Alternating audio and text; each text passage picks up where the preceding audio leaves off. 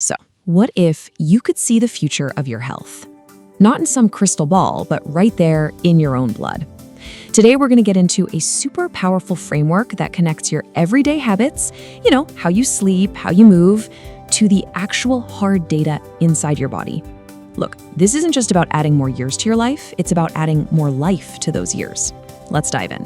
Okay, I want to start with a question for you. We all know the big health risks, right? Hypertension, high cholesterol, definitely smoking. But there's one that kind of flies under the radar, even though the research shows it's a way more powerful predictor of how long you'll live than any of those. Any guesses what it is? Yep, it's low cardiorespiratory fitness. And this is not some fringe theory, okay? This is backed by massive, and I mean massive, studies. And the most mind-blowing part? The single biggest thing that determines how long you live is something you have direct control over, starting, right now. But to actually pull that lever, you've got to know what's happening under the hood. I want you to think of your body as a high-performance engine. You wouldn't just ignore the dashboard lights until smoke starts pouring out, would you? Of course not. So it's time we get proactive and start checking our own internal data. This right here is the whole key. Blood tests give you the hard data to create your own personalized user manual for your health. It moves you way beyond all that generic advice. It's really a shift from just, avoiding being sick to actively optimizing for a longer and way healthier life. So how do we actually read this dashboard? Well, we do it by decoding your biomarkers. You can think of these as little messengers inside your body that tell a really clear story about your metabolic health, your inflammation levels, and even the aging process itself. Getting a handle on these is step one for turning all this information into real action. Okay, this is a super important distinction. Your standard blood test will tell you if you're normal, but normal is often just the average of a pretty sick population. For longevity, what we're aiming for is optimal, which is a much, much tighter range that's associated with peak health. True longevity, you guys, is found in that gap between being not sick and being truly well. So where do we focus first? Think of these three as your body's early warning system, like smoke detectors. HSCRP, that one spots the silent, smoldering fire of chronic inflammation. ApoB is a game changer. It actually counts the number of bad particles that can clog your arteries, which is a way better risk measure than standard cholesterol. And HbA1c, that's like a 3-month report card for your blood sugar. These are your essential early warnings. All right, so now that we know how to measure our internal health, how do we actually start improving it? Well, the most powerful tool isn't some fancy supplement or a complicated diet. In fact, the single best predictor of your lifespan, it isn't even a blood test at all. This chart just puts it all into perspective. That huge bar on the left, that shows the risk of death from having low cardiorespiratory fitness, or VO2 Max, which is basically how well your body can use oxygen. Just look at how it dwarfs the risk from being a current smoker. Let that sink in for a second. Being unfit is literally more dangerous than smoking. That's just a stunning but also really empowering finding. And here's the best part. You really don't have to become a marathon runner to see huge benefits.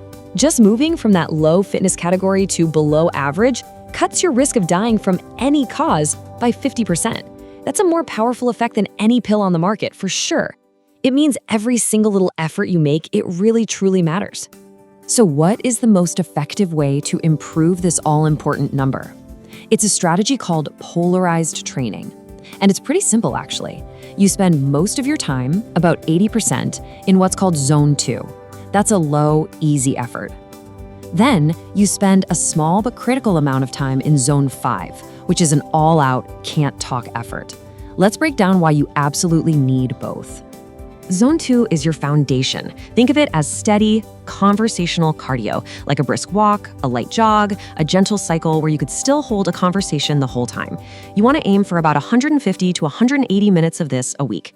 What you're actually doing at a cellular level is building more and more efficient mitochondria, your cell's little power plants. That's why we call it the mitochondrial factory. It teaches your body to get really good at burning fat for fuel, and it builds incredible metabolic resilience. And now for the other side of the coin, Zone 5. This is where, maybe once or twice a week, you push your limit with short, all-out bursts. Think sprinting up a hill for 30 seconds. If Zone 2 builds the size of your engine, Zone 5 is what gives it serious horsepower. It directly raises that critical VO2 max number.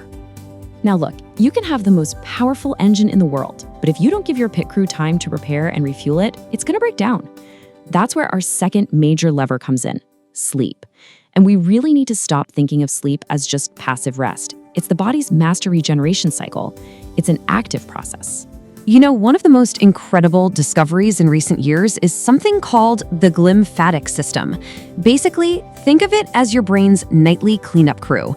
During deep sleep, this system kicks into high gear using your cerebrospinal fluid to literally flush out all the metabolic junk that builds up during the day, including toxic proteins like amyloid beta and tau, which, you guessed it, are linked to Alzheimer's. This is absolutely essential for your brain health, and it simply cannot happen when you're awake. When you shortchange sleep, you're not just tired the next day. You are actively causing damage at the cellular level. Chronic sleep deprivation jacks up systemic inflammation, it hurts your cells' ability to repair their own DNA, it increases oxidative stress, and it even speeds up the shortening of your telomeres, those little protective caps on your chromosomes.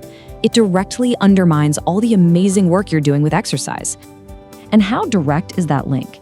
Well, just skimping on sleep can crank up that inflammatory marker we talked about, hsCRP, by 20 to 50%. That is a direct, measurable hit to your cellular health.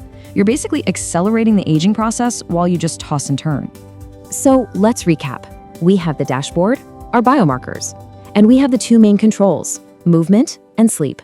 Now, let's put it all together into a simple, proactive blueprint you can start using to take control of your health span.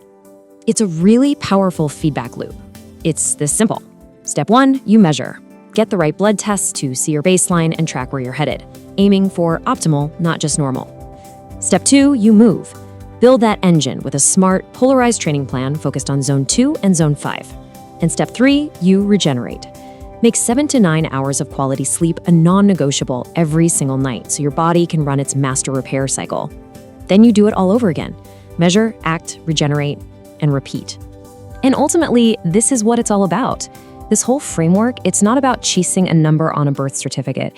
It's about building the physical and mental capacity to do the things you love with the people you love for as long as you possibly can. So the real question isn't just about what your data says today, but what are you going to do to change its trajectory for tomorrow?